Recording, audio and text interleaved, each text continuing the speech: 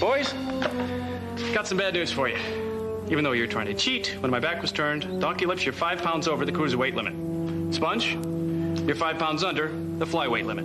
That means we can't go to the tournament. Wait me again. I'll put on all my allergy bracelets, on my boots, my clothes, and I'll take out my retainer and I can get a haircut. Sorry, guys. I guess you'll just have to have lobster some other time. Nick. Nickelodeon. Nick.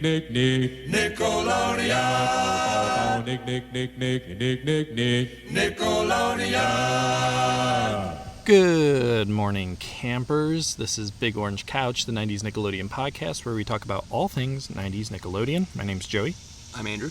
And I'm Brett. This is episode 235. We're talking Donkeylips and Sponge Weigh In. Or Cheeseburgers in Paradise. Mm-hmm. We might as well just have the conversation right here. Salute your shorts, of course. Sure. For those not aware of who Donkeylips or Sponge are. Preference, Donkeylips and Sponge Weigh In or Cheeseburgers in Paradise? I've always just thought of it as Donkeylips and Sponge Weigh In. Yeah. I think Cheeseburgers in Paradise is snappier. Yeah. It sounds like a good name, the episode. Yeah. You know what I mean? Yes. But it's... Yeah. I didn't even know it had two names. I couldn't find it under any name. You found it under like 1/8. Yeah, I found it by the season and episode, which didn't correlate to what Wikipedia had. Definitely not what Paramount Plus has, because they only have 5 episodes a season, and I don't think that they're in any particular order. They are not. Yeah, so stupid. So that was difficult. Yeah, there are some shows where I get why this is a problem, because like they never garnered huge fan bases. Yeah. But I don't understand why Salute Your Shorts is archival and dates and episode listings are so confused. And furthermore, YouTube has a video titled Donkeylips and Sponge Weigh In, and it is not that episode. I was like 5 minutes into it, I'm like, I don't think this is right. Let me double check, and sure enough, I was way off. Yeah, it's weird. I feel like maybe they lost the original materials or something. Because it hasn't been available on DVD. Right. Number 1 series requested on TV shows on DVD back when that was a website. Damn. Even more than Freaks and Geeks? Yes. Yeah. Right. Well, they got their DVD pretty quickly. They finally. Yeah. But and yeah, like only 10 or 12 episodes available. It's like something very weird going on. I mean, I've brought it up on this podcast before, but this was I think this is the only show that I bought like a, fan version off eBay, and it was just a mess. It was like they skipped all over the place. Like the discs just were not any good. It was a real bummer because I think in retrospect, all I really wanted to watch was Zeke the Plumber, and that episode skipped. So it was just like, well, this whole thing's a waste. But I do know now for sure there are some pretty good homemade versions out there, including Michael Bauer, Donkeylips himself, who sells them. You know, and I couldn't find an official website for him right now. Okay. I don't know if it's. He's pretty active on social media. He's on Twitter. He's on Instagram. I'm sort of interested to know what the quality is of the ones that have officially been released. I haven't seen them, but even the ones that are, even the best quality ones that I've found so far are not great. Have a hiss and the occasional Well, I don't think the show is necessarily recorded in the highest quality either, so sure. When your source material is pretty bad, replications are going to be bad too. Have you watched any of the? They're on Paramount Plus. Have you seen any of those? No. They're pretty good. Yeah, really? They're pretty good. Like a complete regular episode of something? Just real clean. Okay. The aspect ratio is 90s, but everything else is the audio is pretty clear. So yeah, I was able to watch a nice clean version of this. Very good. Good for you. It was on Paramount Plus? Yeah. Are you sure? Yeah. It wasn't listed as... Hold on a second. It wasn't listed as anything that had anything to do with Oh, it is. It's listed as Cheeseburgers in Paradise. I could have watched this on my TV. Oh, boy. Crystal clear. Well, had I known there was a second title to it, could have watched it. I mean, could have watched it last night. This was a huge advantage, I'd say, in some of my stray observations, probably. Well, yeah, this episode, so as we mentioned, it has those two titles. It also has two air dates that are listed. June 19th, 1991 was listed twice on the internet, and September 21st, 1991 was also listed, which I don't understand how that date is possible if it is season 1, either episode 8 or 9, depending on the listing. September doesn't seem feasible. But we've talked about June of 1991. I think, Brett, this is the first time we're having you on for a Salute Your Shorts episode. Sounds right. Origin story of Brett and Salute Your Shorts. Were you a fan when you were a child? No, not really. Never really liked this show or Hey Dude, and I know that they have like really nothing in common, but I lump them together as shows I didn't like. I think there's comedically they're pretty different, but I think there's like a DNA of actual location, kids. Yeah, kids on a location. Yeah. It always just was really, I don't know, it looked bad when I was a kid. And I was like, I don't want to watch this because it looks like it's low production. Wow. Pretty early. Well, like, Yeah. it's terrible. Disney Channel Brett over here. No, I mean, I was like, I might as well just watch cartoons where it doesn't look like, Yeah, I mean, I know what you mean, but look bad.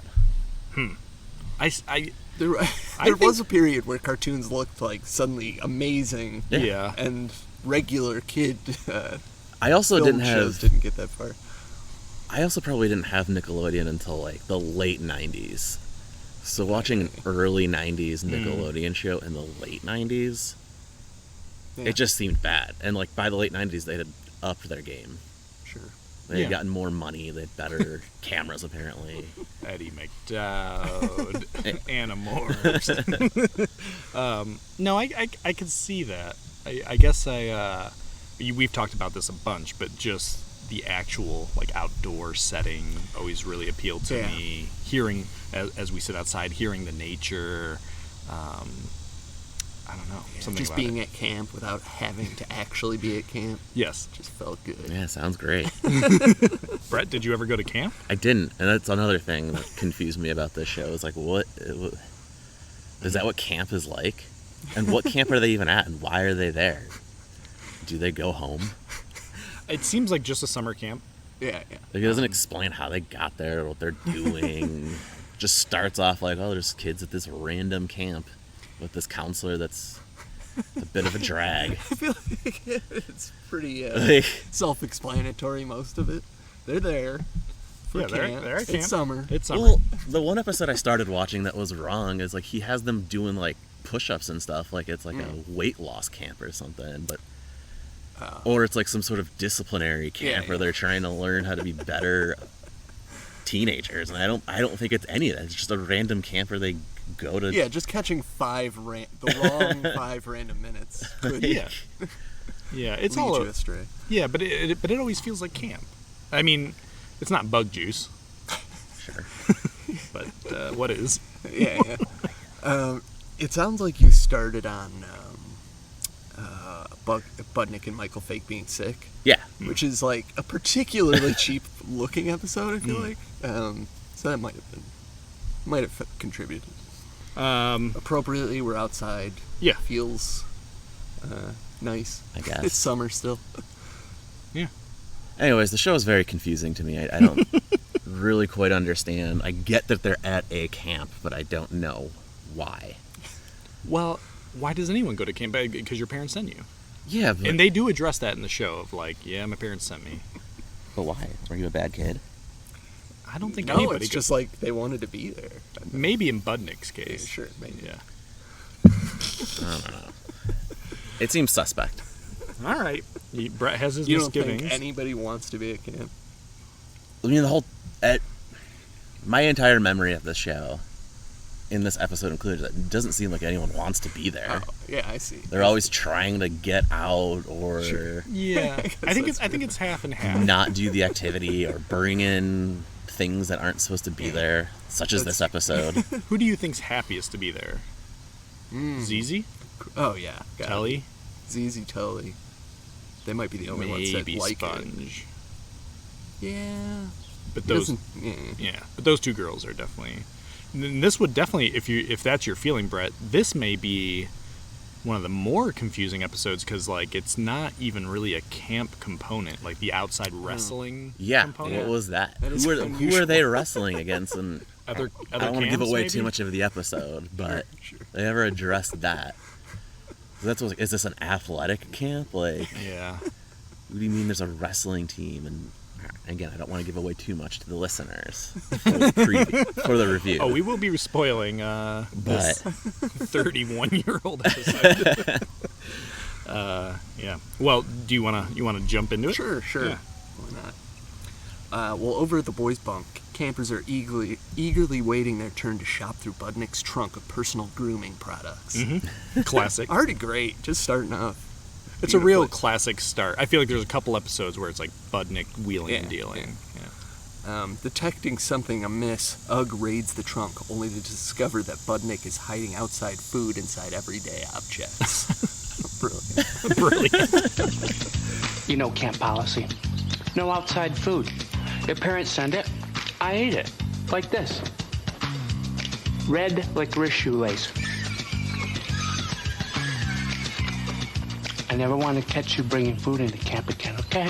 But when Ugg leaves, Budnick reveals that the licorice was actually a real shoelace. yeah, that made sense. Ugg, Kevin is not the sharpest tool in the shed. And it was a good prank, but And there is a really good sound effect when Budnick is watching him eat it. It's like, I can't even do it. But, you know what I mean? I think one of my favorite lines, maybe it's the scene where Ugg says, "How could I be so stupid?" And Budnick says, "Could be hereditary." oh, yeah. That's a good piece of joke writing. Later at the lodge, while the campers complain about the meal schedule, they discover that Donkeylips and Sponge are signing up for wrestling. They explain that they're trying to win a lobster dinner at a fancy restaurant where the waiters dress like pirates. We're signing up for wrestling. Wrestling? Moby Dick and Captain Wuss. Hey, I resent that. I happen to be an excellent wrestler. I'm quick, I'm smart, and I always win my weight class. So where does that leave you, Hulk? Let me demonstrate. Ah, let me up! 1, 2, You big 3, lug, you're gonna squish me. Oh, yeah. The kids who went last year said the winners get to go to this great seafood restaurant. Yeah, where the waiters dress like pirates and we get to have a lobster dinner. I even brought my own claw cracker from home. It's got my initials engraved on it. Wrestling bites unless you get to dress up like Sergeant Slaughter and body slam the atomic werewolf. Is there a real lobster place like this? I don't know. Like, I've are they never thought of paying it. homage to like a place but not saying the name? Like, it's not Red Lobster. I feel like it's just like a generic kind can't. of seafood restaurant thing. Okay. Dressing up like pirates. Yeah. Okay. I All can't right. think of anything in particular, but there might have been. I'm sure. Lobster, that sound good to you? Because it's a huge component here. They want that lobster dinner. You know, I've never been huge on seafood in general, but something about the way they're talking about it, I've always loved. The way Donkeylips says, That's how- I mean, based on the meals that they were eating, the food was Yeah, yeah. moving around. You know, that lip-smacking lobster. So yeah, I lobster know. sounded delicious. it really. I'm with you. I've never been much of a seafood person, but the way they always described it, even as a kid, I was like, boy, that lobster dinner does sound good. Yeah. Lobster, Brett, do you like it? I like it now, but not when I was a kid. Yeah. Like camp age, I would have been like, give me the burgers. Yeah, hard sell, yeah. The only problem is when Ugg weighs them, Sponge is underweight and Donkeylips is overweight. Donkeylips, you're next. Whoa! That thing almost gave off sparks. Let's see. I think it's about. It's here, Ugg. No. I definitely think. No, it's here, Ugg. I know my own weight. Trust me on this one, Donkeylips. I think it's definitely. No, it's here. It's here. Okay. Now let's see what the requirement is for your weight class. Perfect though. I mean, I love this setup. Like, they're both kind of the underdogs of the show. Two underdogs with a scenario that's like, oh, so close. Like, that's the hardest. When like, they can understand each other, but it's not the exact same situation. Yeah. Determined to make the team, they agreed to let Telly be their personal trainer in exchange for some of their lobster. Mm-hmm. I don't know how she's going to get it, but Yeah, she wants in on that sweet lobster too. But she's the logical choice. You know, perfect kind of mission for Telly. Later, as the campers pick at their bratwurst surprise, Budnick promises to sneak them hamburgers from a real restaurant. With a handsome waiter. You may have exaggerated that part a little. Is the real restaurant what we end up seeing, the shack? Yeah. Okay. Which is also hilarious when they finally see it. Yeah. Meanwhile, Donkeylips and Sponge are struggling with the special diet and exercise plan Telly has devised for them. This, for some reason, always stuck in my mind. A classic Salute Your Shorts moment when Sponge finds out that the protein shake has solidified and won't come out of the thing. It also makes a great clunk sound, like when he throws it away. While Sponge force feeds himself 20 bananas, Donkeylips has to take 20 laps around the camp. Boy, couldn't do either of those probably. This sequence is a little long. This is a critique of Salute Your Shorts that I found I'm often having the more we talk about it, is that their montages, while I enjoy a good montage, and their music, usually they're perfectly scored, but they just last a little too long. The music on this episode was all over the place. I mean, the montage had like this like Benny Hill kind of tone to it, and then later there's a different one where it's kind of like ragtime. Like, what? Did they not know? Oh, they're just using that royalty-free music. What they wanted to do for this?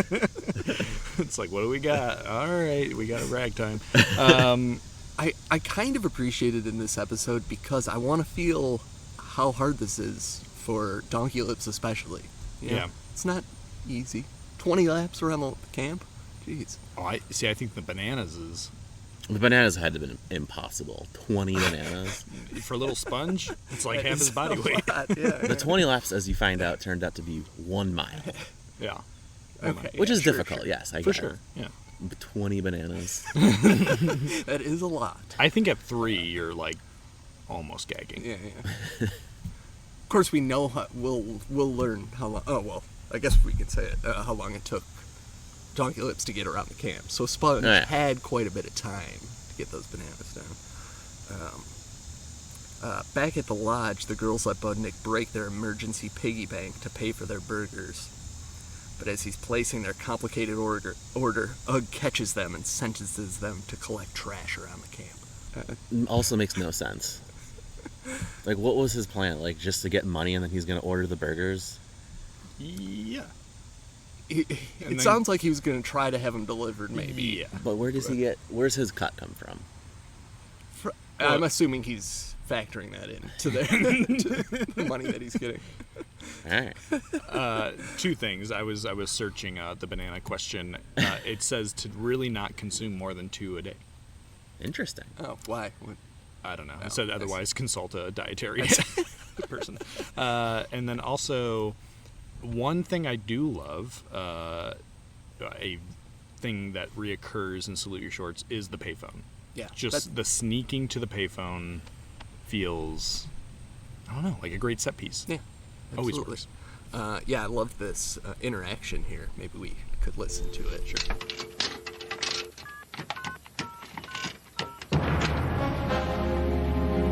So who you calling? We were just checking the time. Oh, is that all? Well, I'll tell you. It's, punishment time. Punishment time. Oh, boy. Yeah. I mean, we we obviously paid some respects to Kirk Bailey not too long ago after he passed, but the interactions between Budnick and Ugg. Yeah. It's children's television comic gold. Yes.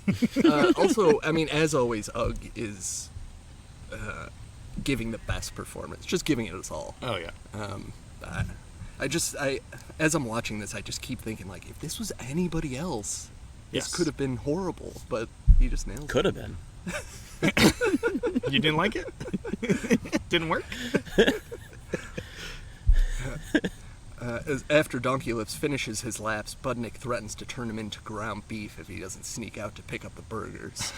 Oh, boy. I did like that. Budnick's roasts are so good.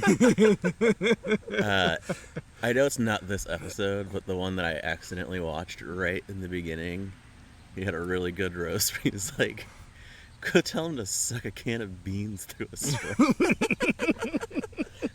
And then like 10 seconds later, he's like, you know what the definition of a wuss is? Someone who listens to counselors. Wasn't in this episode, but I didn't forget him. I feel like Budnick and Little Pete would have a great like insult off. Yeah. You know. Later, Tully convinces Ugg to let Donkeylips and Sponge out of activities for the afternoon so they can go jog. Brilliant. Yeah, it's a good plan. Yeah. You go running, you're going to burn off calories and lose weight. And you don't want that, do you?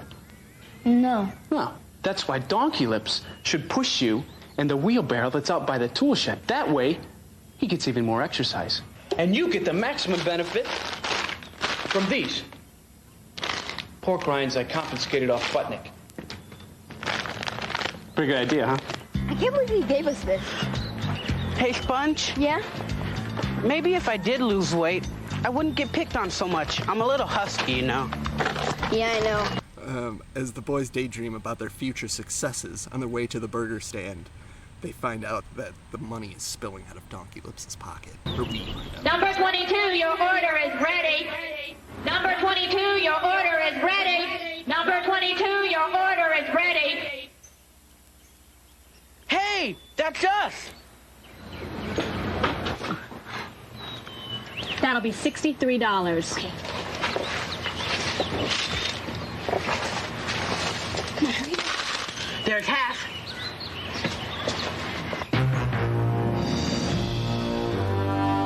Oh, no. How could you be so dumb? It's not my fault, it's my pocket's fault. You own the pants, you own the pockets, it's your fault. No, my mom bought the pants, it's her fault. This is when they see the burger stand. And this is like the funniest part to me because Donkeylips is like, oh, isn't she beautiful? And it's just this beige painted brick building with like, I don't know, maybe like a cover. Yeah, it looks like an overly large concession Yeah, stand. just a random concession stand at any park. Yeah. Yeah.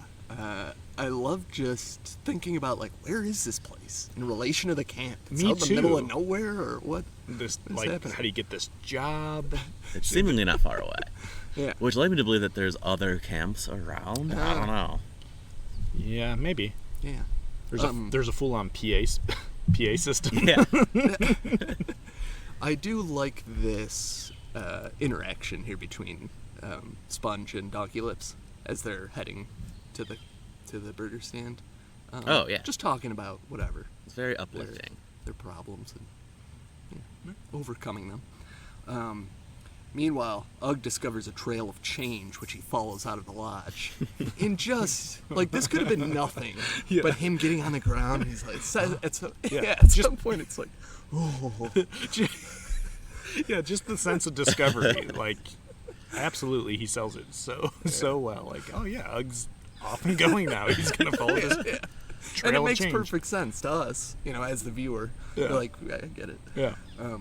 When Donkeylips and Sponge reach the burger stand, their order is called, but when they go to pay, they discover that they lost half of the money. In one of the... I didn't Go ahead. I didn't particularly like how Sponge treated Donkeylips when he discovered that he had a hole in his pocket. I don't remember exactly what he says, but he's like, how could you be so dumb? And I was like, whoa, Sponge. That was mean. It was mean, but I kind of got it. Like, you didn't notice what how much money? $18 spilling out of your pocket, or? Oh, yeah, I guess you would notice the weight. I was even thinking, like, maybe you wouldn't notice the sound because the sound of the wheelbarrow might be very loud. Oh, he would have noticed the change moving around and getting lighter in that pocket. Also, the hole seems so big. The hole seems big enough that it all would have just spilled. Yeah, probably. I do, for some reason, this moment sticks in my mind. Of all Nickelodeon stuff, the woman calling the order. Oh my Number gosh. 212, your order is ready. Your order's these ready. Weird cuts. Your order's ready. Yeah, just like kind of echoing, like. And Sponge and Donkeylips, like, in this weird, distant shot, like, looking around. Yeah. What? Huh? Man, something about that. Well, as they search for the missing money, they spot Ugg following the trail of change down to the burger stand. I also love this, just them spotting Ugg slowly making his way. The girl working the counter flirts with Ugg until she convinces him to pay the rest. So, what time do you get off? As soon as these kids show up with the cash. 22.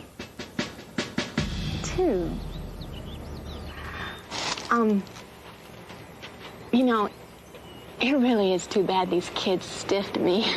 Oh, yeah, that's horrible. As soon as the food is, paid for, I thought I'd go for a swim. You know? Work on my, tan. Oh, yeah?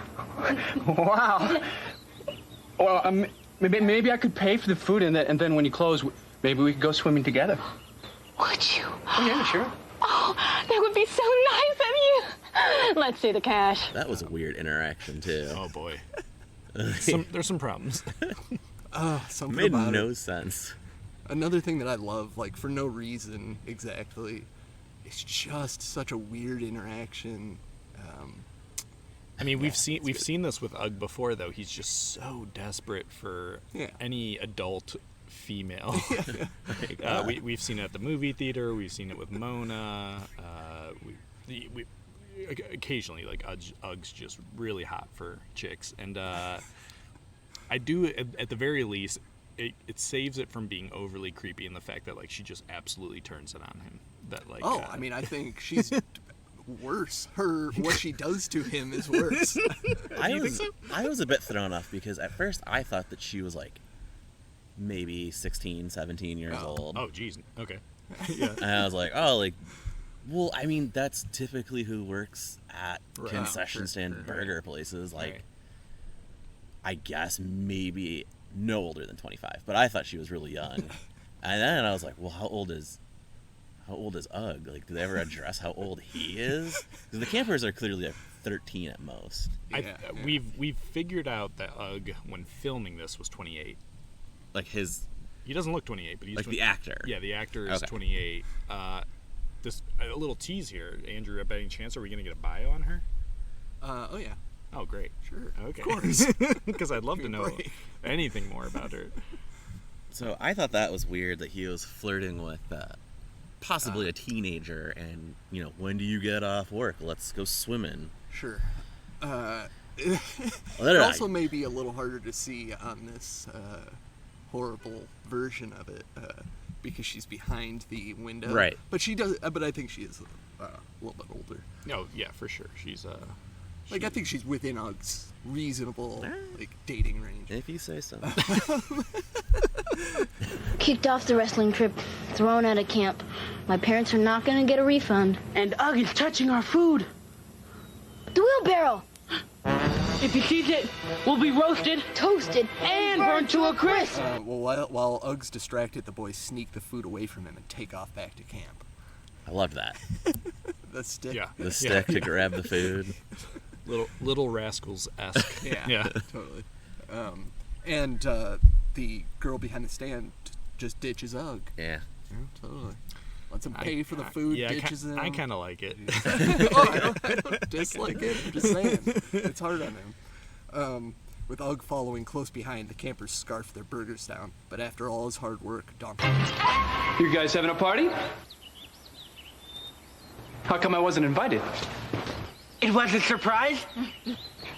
Oh. Okay. Well, why don't you guys come down to the lodge in a few minutes, and I'll weigh you in. Wrestling tourney's tomorrow. Yeah. This sequence almost nauseates me. And it makes me really sad for them. Like, Ugg's coming... We've gone through all this work, now we can't even enjoy the meal. Sure. We just gotta, stuff our gullets. It's gross. It really didn't bother me that much, but... Okay. I just wanted them to enjoy the meal. That's all. Sure. The campers manage to quell Ugg's suspicions, and he informs Donkeylips and Sponge that it's time for their final weigh-in. But as one final insult, the others force Donkeylips and Sponge to take out the trash. It spills everywhere. Just heartbreaking. When I was watching, I was like, is this necessary? Like, is this even a necessary plot point? Like, because they're going to fix it, so, like, this is buying a minute of time, but also, yeah, it's pretty devastating. Like, it's... That's the thing. It's Donkeylips' line delivery here, which... Let's listen. Great! Just when things are going good, I get this. Garbage. All my life is garbage. So pick up your life and stuff it back in his trash bag. Come on. Garbage day, garbage life. I love this line. Yeah. It's just... I feel like this scene just really brings it home. Like, these guys are having a tough time. Yeah. You're about to be rewarded, presumably. Yeah. No, but this is also where the weird ragtime music comes in when they gather up all of the trash and they're scurrying around really quick because they spot Ugg, who appears to be 10 feet away.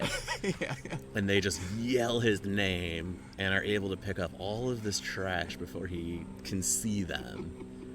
I get it, it's a show, and it's supposed to be funny.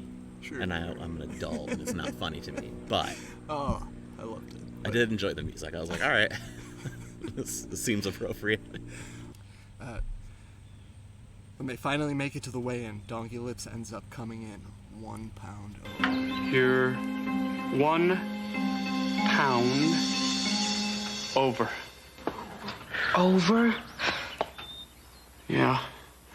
I'm sorry, Donkeylips. I know you tried it. I guess you'll have to wait till next year.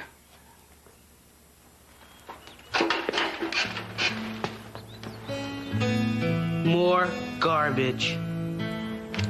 You can have my claw crackers. We didn't. That's to me like the most downer moment of the episode. It's like, oh my god. He takes like a champ too because they're like, "Is there anything you want to take off of you or whatever?" And he's like, "No, like I'm sticking up for the rest of the campers for some reason," even though he clearly has 500 burger wrappers stuck up his shirt, and we find out his lobster claw cracker. That had to weigh a little bit. I do love the moment earlier in the episode where he's really bickering with Ugg about the weight, like scooting it on the measure. Like, I know how much I know my own weight. Yeah, but he does take it like a champ. But also, like, I think that moment of, like, you know, Donkeylips definitely probably has some self-esteem problems, and like, okay, this is just another thing. Like, you know. I mean, it's a great, very effective moment. Yeah. He's so depressed that he even gives Sponge his claw cracker. Sponge steps on the scale to find that he gained plenty of weight to qualify until he hands him a 5-pound dumbbell to start training. But when Sponge sets the dumbbell on the scale to run after Donkeylips, they discover that the scale is actually 2 pounds heavier than what it's supposed to be. Congratulations, Sponge. You've gained more than enough weight to get in the category. You did it. You're going to win the lobster. Here, take this dumbbell and start lifting. If you want to win the tournament, you need muscles. I want to go see how Donkeylips is, because if he gives away his claw cracker, there's no telling what he'll do next. Well, take the weight with you. It's only 5 pounds. Scale says it's 7 pounds.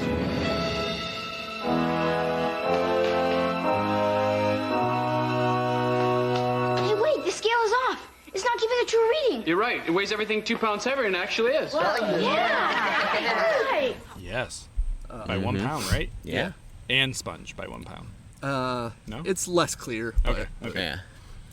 But just a triumphant moment. Oh yeah, you know? you like yeah, and it's great. It's a perfectly done like switcheroo at the end, where it's like it makes sense. Oh, the scale's off. We've been looking at the scale all episode. Yeah, it's an old crappy scale, and they really planted the Nutcracker early in the episode, so it's like on your mind. It's this thing that exists. It's like oh yeah. That would I guess maybe add some weight. Yeah, 2 pounds is a heavy. That drives me crazy when we go to the doctor's office, and my doctor's office. Oh yeah. They make me do the scale first all the time, and I'm like, they do not even offer like, do you want to take off your shoes or like it's just like get on there. I'm like, come on. Like, when I did it in the winter, it's like full coat, shoes, hat, gloves, scarf, and they're like, oh, is this how much you weigh? Like, well, no, but yeah. Yeah, a winter outfit can legit probably add like 2 to 3 pounds. Easily, yeah. Sponge runs to tell Donkeylips the good news. When Donkeylips finds out, he asks for his claw cracker back. In a great ending. Yeah. Yeah. You could say hi to the lobster for me. You can shake hands with the lobster. The scale was off. You're going. Come on. Even with all the wrappers and junk in your pockets. You made the weight. We can go to the wrestling trophies. I get a trophy? And a lobster? And a good buddy to go with you. Who? Me! Great! Ow! Just kidding. Hey, Sponge, about that claw cracker I gave you, I'd like it back. But you gave it to me.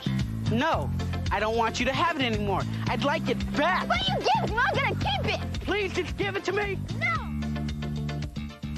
Salute Shorts are just so good at at the details. They're so good at like pulling together every detail. Maybe you don't love it, but it's pretty tightly like crafted. No holes in this story. I mean, you didn't point out any. I did when Ugg was about 4 feet away from him and couldn't see. Couldn't see what? Them picking up the trash or yelling his name. He's. Ugg is notoriously distracted. No one questioning Budnick's burger plan, which turned out to be really stupid. Him using the payphone to call it in. He sold it like he had an in. Like he knew a guy that he was gonna call, and they were gonna bring burgers. And it's like, oh, I'm just gonna call it in. Well, that's Budnick's MO. You guys could have done this too with your own money, but for some reason, you're all following me. Yeah, that's his whole gimmick. I get it. I mean, this is so realistic. Yes. This is a total. We know created people like the plan. You just try to shove the plan through. Yes, there are people who really thrive on creating plans, and having other people believe that they are the person that will make that plan become a reality. But Budnick's store, Bud Mart, which we didn't mention at the beginning, was a very good name for his store. Was clever, like whipped cream hidden as shaving cream. Yeah. The shoelace was not clever, but I feel like there was another one besides the whipped cream. Yeah, it was the buttercreams in the Mutiny on the Bounty. Yes. Like, those were clever. This just seemed shoddy. Sure. Also, a hole in the story, this was one day. Okay, I was trying to figure that out at the end. And they spent 4 hours running around. And he lost. I mean, I get like the scale was off, but you're still to believe that he lost 5 pounds. That's a long mile. Well, but particularly if you don't eat, I'm one of those people where if I can go like a day with really water weight and stuff. I get it. Yeah. And plus he's doing like a mile and walking to the snack. I can see it. 2 pounds on the yeah. All right. I feel like that's definitely 4 maybe pounds. The most we're supposed to believe legitimate Sponge gained. However much he was supposed to. Maybe all in bananas. It's just all banana That's weight. a lot of banana weight. Just another Ugg moment that I love, him taking that buttercream out. Even that he does it well. Like sticking his fingers in there. Buttercream. All right, should we look at what went into this? Sure. Hi, this is bios, trivia, ratings, and stray observations. I, of course, took a look at Donkeylips, Michael Bauer, How could I not? Yeah. We've already looked at Sponge in a previous episode. But Michael Power appeared in a lot of 90s stuff. Sure I feel did. like he was one of those 90s faces that defines the whole era. Yeah. You may have seen him in Tales from the Crypt, The Willies, Doogie Howser, Wonder Years, Weird Science, the TV show. I know Brett likes this one. Becker. Yeah. Evolution. Oh, yeah. X-Files. Dude, Where's My Car? Wait, who in X-Files? You know what? I didn't actually. And Tim and Eric's Bedtime Stories. Semi-recently. Okay. I just wanted to see him in more stuff. Can't believe he hasn't been in more. You said, Dude, Where's My Car? Yeah. Oh, yeah. That's really the one that stuck out to me. Oh, yeah. He was like part of that like cult. And that felt like a long time later at the time. Yeah. You're like, whoa, there's Donkeylips. Good. Yeah, good. And that's still kind of how I feel. He's getting another break. He should absolutely. He's really funny. Yeah. I also took a look at the cashier. Sure. Played by Kelly Jones. You might have caught her in Robin Hood Men in Tights. Might have. Man on the Moon. Or One Tree Hill. Nah. Well. Not a ton of roles. Mostly small roles, but. Okay. She was good in it. Yeah. She was very, like, assured. Yeah. Seemed like a real actor. She really stuck it to Ugg. Sure did. Well, this episode was directed by Larry Lipton. We've looked at Larry before, so I'm not going to go over too much. He did direct 3 episodes. This one, Sarah Madre, and Toilet Seat Basketball. Wow. The writer is Steve Slavkin, who created the show. We've definitely talked about him. So I looked at the producer of Salute Your Shorts. His name is Tim Clausen. And Tim has had a heck of a career. Like, legit, very good career as a executive. So his main thing that he's listed on most things is Executive Vice President of Physical Production. I don't know what that is, but so some of his jobs include the original Twin Peaks series, all episodes. He worked as the executive in charge of physical production on Inglourious Bastards. Pretty much anything that's called Project Runway. There's a million, but all right. He's on all that. Now we're talking. Django Unchained, 12 Years a Slave, Noah, Birdman, Gone Girl, Alvin and the Chipmunks, The Road Chip, The Revenant, and a movie I just watched recently, A Cure for Wellness. So he's on some I love it. Interesting, cool stuff. Did he get a start with Salute Your Shorts? Twin Peaks was before it. So wow. He brought those skills to Salute. It shows. Steve Slaskin's like, who's the production guy on Twin Peaks? Can we get him on Salute Your Shorts? And it does show, you're right. Any trivia? Couple things. Okay. Lemon meringue happens to be Michael Bauer's real-life favorite pie. Yeah. Something his grandmother made him every year for his birthday. Really nice. Oh.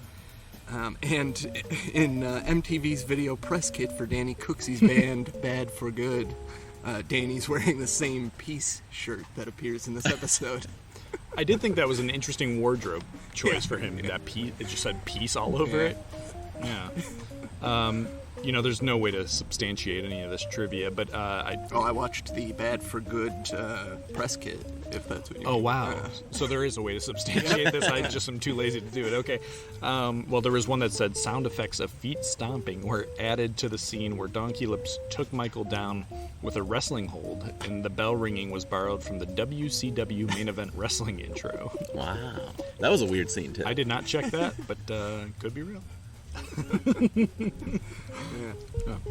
Stray observations? Yeah. I know you guys got this one. Dr. Khan clarifies that last night's meat was this. Oh, I forget. Oh, chicken. Boy. Yep, you nailed it. Brett, as always, has come fully prepared with nothing written down. So, but I want to double check. Any stray observations? No, not off the top of my head. All right. I was going to do the order number, but then they said it like 16 times, and I was like, well, they're going to remember that one for sure. How much does Sponge weigh? Good one. I think I remember. Good one. I have no clue. 73? No clue. It's like 85. Ooh, you're so close, Brett. 74. Oh. 74 pounds. They do not give Donkeylips' weight, but judging by the scale, it looked... I don't know. Well, hard to tell. Well, you were judging by the bottom weight, too. They did say he was 5 pounds too heavy for a particular weight class, though. So if you really wanted to investigate it. Right. Yeah. Like if I had a podcast and we were talking about it. And maybe a stray observation about what that weight class was, because I remember his. Really? Yeah. Oh. It was cruiserweight. Cruiserweight. And then I can't remember what Sponge was, but it was funny. Because like I was expecting it to be like featherweight, but it was something more pathetic than that. And I don't think it's like a real thing. So, in professional boxing, the weight limit is 200 pounds. Oh. In kickboxing, it's 195 pounds. So he has to be under 200. No, he was over. He was over by 5 pounds. They said. For his class. And they said cruiserweight. And that's the highest you can be? Yeah. Okay. The weight limit is 200 pounds. So he's 205. Yeah. Okay. Well, good work, Brett. Did you catch the foods listed on the meal calendar? Yeah. I don't remember now, though. Okay. Well, they included bratwurst surprise, Oh, yeah. gumbo surprise, chipped beef surprise, and tuna surprise. What you going with? Probably I guess the tuna surprise. Ooh, tuna surprise? Yeah. I don't know about that. I mean, it's coming out of a can. Tuna's always a surprise. I don't know if I want it to even be even more of a surprise. Well, what are you going with? What was there, gumbo? Yeah. Probably gumbo surprise. Gumbo, that could be anything. I feel Exactly. Like. That's the surprise. What's the first two? Bratwurst surprise, and there was chipped beef surprise. Probably the chipped beef. Yes. Okay. All right. What is the order? Like, what is the initial order of food? Oh. Get that. 36 burgers, 1 no tears, 1 bleeding, and 1 tuna salad. You got it. Budnick says that wrestling bites unless this. Oh. It's kind of hard. It was someone... I can't remember. It was good, though. It was the name of 2 wrestlers, and there was like body slamming the Nightcrawler or something. You get to dress up like Sergeant Slaughter. Oh, yeah. And body slam the atomic werewolf. Yeah. I'm not 100% sure on this, but I think I was able to make it out clearly enough. Did you catch what the hut, the snack shack was called? Even come close to seeing that. Okay. I'm pretty sure it was called Tommy's. I did wonder that. I'm glad you caught it. What Sponge says Telly's protein shake tastes like? Oh, how Donkeylips' feet smell. Oh, yeah. His socks. But Socks. How many Camp Anawana shirts are spotted in this episode? Yeah, I know you love doing this, but I didn't count anyway. Nope. Want to take a guess? Let's say... Wait a minute. What is your criteria again? Camp Anawana, a shirt, Yeah. and it can't be the same character wearing it, like, in more than one. Okay. I'm gonna say, like... There wasn't a lot of kids in this episode. Other kids, I don't think. I'm going to say 1. I'm gonna say 11.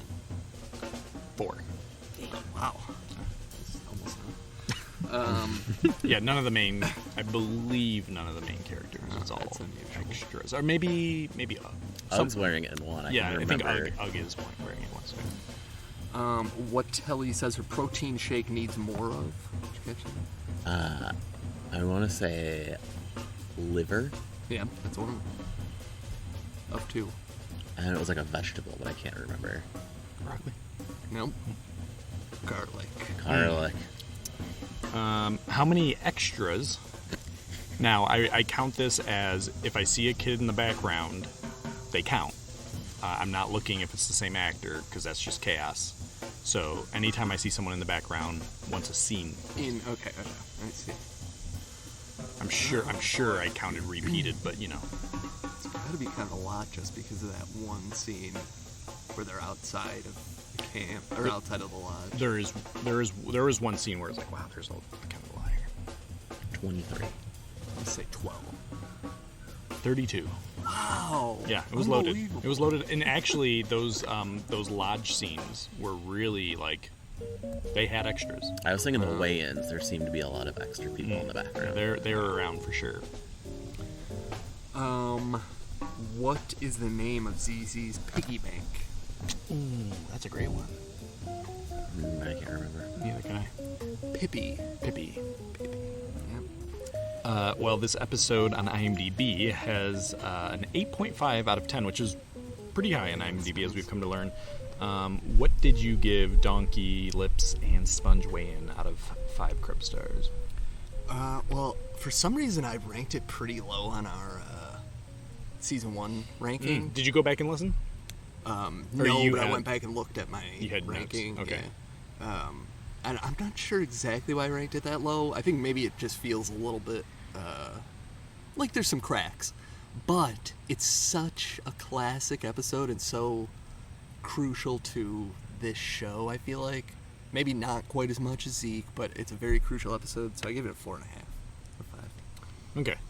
Yeah, definitely not as crucial, but it's very memorable for some reason. I think especially if you're a fan of the show. It really has stuck in my mind amongst the top episodes in my head over the years. Feels like a little bit of a companion piece with Radio Calling Contest, like same vibe, where it's like nothing monumental's happening, but it's fun enough. Yeah. It's chaotic and fun enough that like it has your attention. Yeah. Brett? 3. Okay. That's fine. Yeah, you definitely didn't hate it then. Well, I mean, was it? It was bad, but I think I just don't like the show. Wow. But I don't know, it was fine. I like talking about it, I guess. Cracking up at Budnick. Yeah, well, he's obviously the best. Bud Mart. Yeah, that was great. Loved the wrestling bites. I mean, what a roast. Wrestling bites. I'll turn you into ground beef. I mean, come on. Yeah, pretty good. That's understandable, though. I mean... Well, I'm with you, Andrew. I gave this a 4.5. It's not a perfect Salute Your Shorts episode. Pacing wise, it's not perfect. But the Sponge Donkeylips teaming up feels really good, and that concession scene combined with Uggs, it's just a good it's a good Ugg episode. It feels really good, and it's one I definitely since the 90s. When I think about Salute Your Shorts, it's one that comes to mind pretty quickly behind, the obvious. Yeah. Also, it's such a downer for much of it that it feels like too down for something modern or something. Like they were just holding no punches at the time. They're like, let's just lay it on them like it really is. Yeah. Instead of... It's a boy-heavy episode, too, so I wonder if that's maybe why you and I... That could be. Like it a little bit more. Okay. Well, do you guys want to name the episode? Yeah.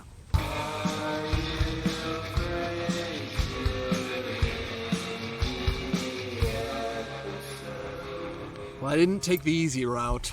Instead, this time I called this one Surf and Turf. Ooh, okay. Surf and Turf. It's one other I really wanted to do, but... Oh, tell us. You might have it. One of you. Oh, okay. We'll wait, because I have some alternatives, too. I went the very obvious route, and I went with Donkeylips win. Nice. Donkeylips' win. Yeah. What? Yeah. I don't get get it. A win. He gets a win. Oh, I got it. This is his win. Donkeylips. Like his win. Donkeylips' win. Yeah. So there's an apostrophe. There's an apostrophe. Okay. Okay. It's his win. He owns it. He got it. You're right. He gets it at the end. Yeah. I guess we could go Donkeylips finally gets a win, but that seems too long. Sure. Kind of sets up what's gonna happen. Yeah, sure. Okay. I went with wordplay. I'm cheap, but I went with tread lobster. Okay, yeah. Reaching maybe a little bit, but pretty good. Tread, like walk, because they're walking. Yeah, yeah.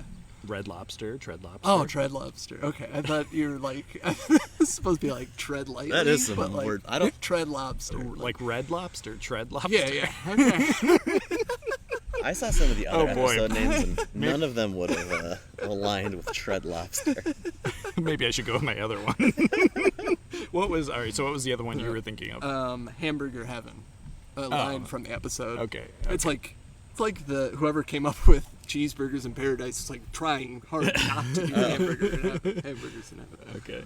My other one was Trail of Change. Oh. Multiple. Oh, wow, that's pretty good. Trail of Change? I think that's pretty good. You think better than Tread Lobster? I mean, oh boy, it's pretty good. Do I have permission to change? Because you guys seem to like it. I think so. Yeah, I don't know. I like Trail of Change better than Tread Lobster, that's for sure. Listen, I love someone really. It's I think a valuable trait in someone to tell another person like you're wrong. Tread Lobster is wrong. All right, so let's go around. Yeah. What are they? Surf and Turf. Donkeylips' Win. Trail of Change. I've always said Trail of Change. We'll post those, and you guys can vote. Before we wrap up, got a couple emails here. All right, so this is from our old buddy Quincy. This one's called Best Theme Song Opening List from our heyday, episodes 1 and 2. Nice. He says, "Hey Gutbuck, how things going for you? I've been loving the past episodes. Having Lyndon and Max as a guest are always cool to... Having Lyndon and Max as guests are always good listens. I know we're in the new millennium now. Shout out Invader Zim, Wild Thornberries, and SpongeBob, but I started to go back to the beginning of the podcast to hear, and I wanted to give my 5 best theme songs and opening credit list. Number 5, Doug. Love the transitional animation and the introduction of the characters. Doug also had a good opening title card as well. Great intro music by Fred Newman. Couldn't agree more. 4, All That. What else hasn't been said? Classic intro by TLC, an intro so good you immediately think of the show. The actors bouncing on the trampoline was always fun to see. Can't forget the big ear of corn. Number 3, Angry Beavers. Really love the jazz vibes and the color schemes as the Dag and Norbit with them dancing. Beaver Fever. 2, Kenan and Kel. One of my favorites. The beat alone makes you bop your head in a 90s fashion. Kenan and Kel riding around with Coolio was the coolest thing to me as a kid. Imagine riding down the street with your favorite artist. Most intro song breakdowns aren't that good, but Coolio fun lyrics help pull you in. Oh, yeah. And number 1, Hey Arnold. Wow. Top Nick intro. This opening credits turn me on to jazz fusion. Jim Lang is great for blessing the show with real soulful melancholy music for young kids. This music became the soundtrack to my life. Lockjaw Groove is a must listen. Agreed. Thank you, Nickelodeon, for allowing artists to showcase their types of music and genres to a whole new generation. Best podcast, your friendly neighbor, Q. Nice. Thanks, Quincy. Great list. Yeah, very solid.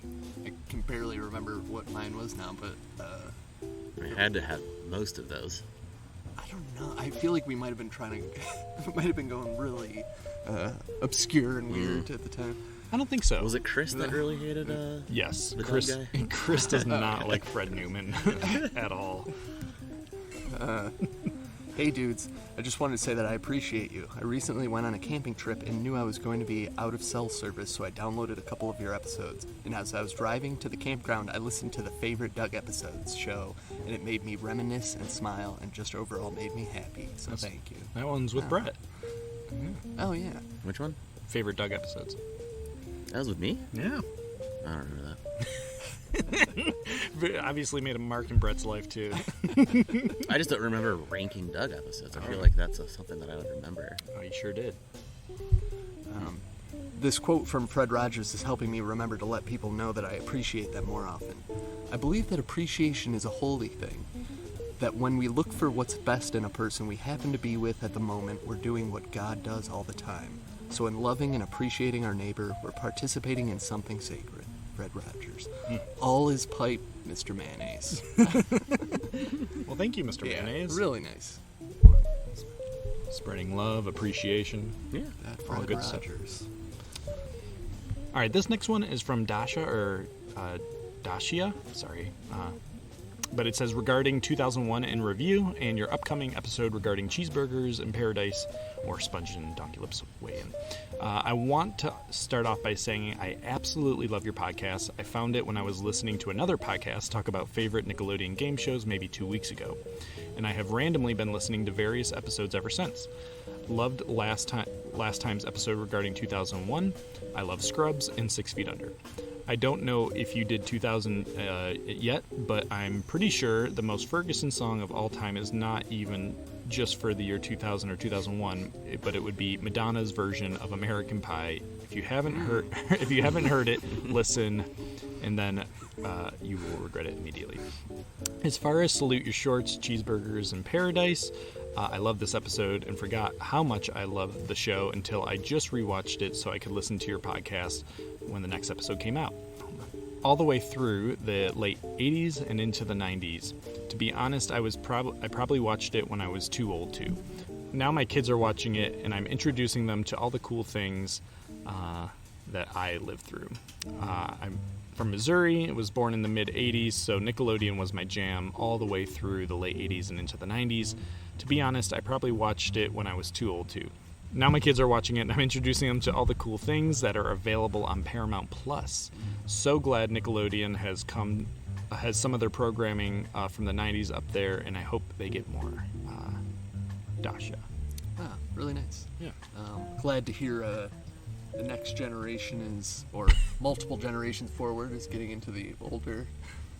I'd like it if our kids were sitting there being like, boy, the production value is just really low, and there's a lot of I can't even watch this. A lot of plot holes here, Mom.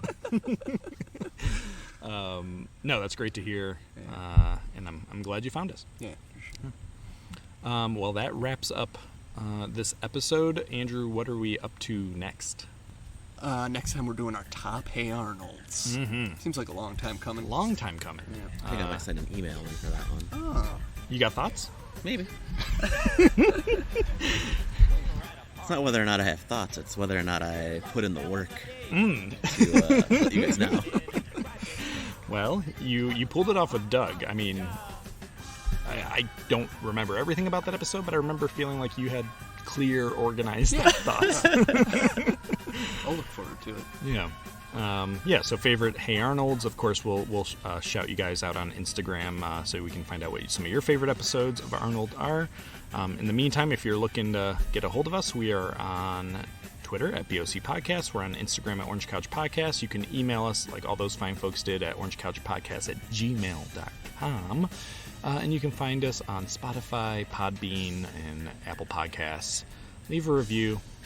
It's really super helpful to help other people find us. And, boy, speaking of helpful, Brett? I do what I can. You absolutely do. Well, we hope we see all you atomic werewolves next time.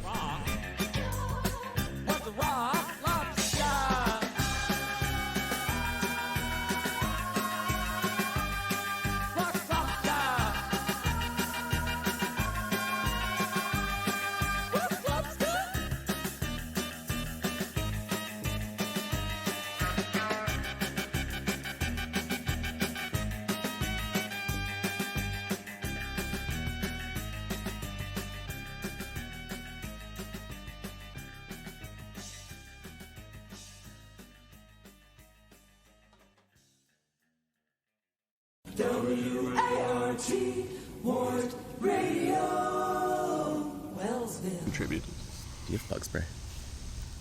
I might. I'm just getting, got that bug juice? Getting chewed up. I think I saw some in the garage, actually.